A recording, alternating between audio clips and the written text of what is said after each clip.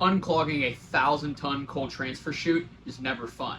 What was the problem? In this case, it was a carbide coating. Now, I'm a big fan of carbide coatings. We use them all over the place, but in this case, it was a big problem. So let's jump into it. My name's Nick. I give you guys all information, coatings, linings, composite systems, and give this back to you guys so you can work with a distributor, supplier, manufacturer in your area and make better decisions around your corrosion and abrasion issues. So jumping into the problem at hand, again, in this case, they had a 1,000-ton coal chute that got clogged up and it was experiencing a lot of abrasion, and so they were recommended to put in a carbide coating. Again, I love carbide coatings. They're great for abrasion, great for impact.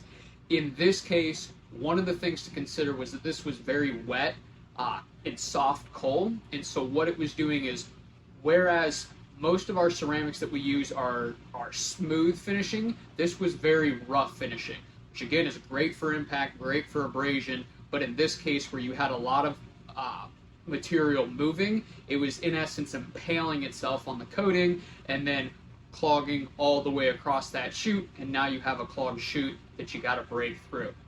So in this case, what we recommended for them to do is, instead of doing a carbide, which is honestly what I would have put in there had I not known this already hadn't worked, is switch over to something smoother, either a thin film or a thick film ceramic.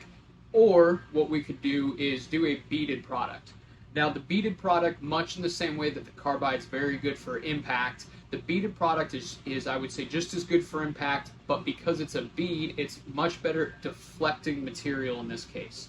So for how much material they're moving, they wanted something thicker to have a real heavy-duty feel to it. So with that, we could still go with a thicker material with the beaded product, but again, it's going to deflect that and keep everything moving down, and the rest of the resin is going to finish smooth so that we aren't catching any material, in essence, plugging that entire coal chute there. So that's what we ended up in ultimately going with to solve this problem. Again, I love the carbides, but here, luckily somebody else found out before I did, it wasn't a good fit for that situation. So hope this helps you guys. If you have any questions, drop a comment down below. We'd be happy to run through more applications with you. If there's something that you want to see talked about, again, drop a comment and I will make a video on it.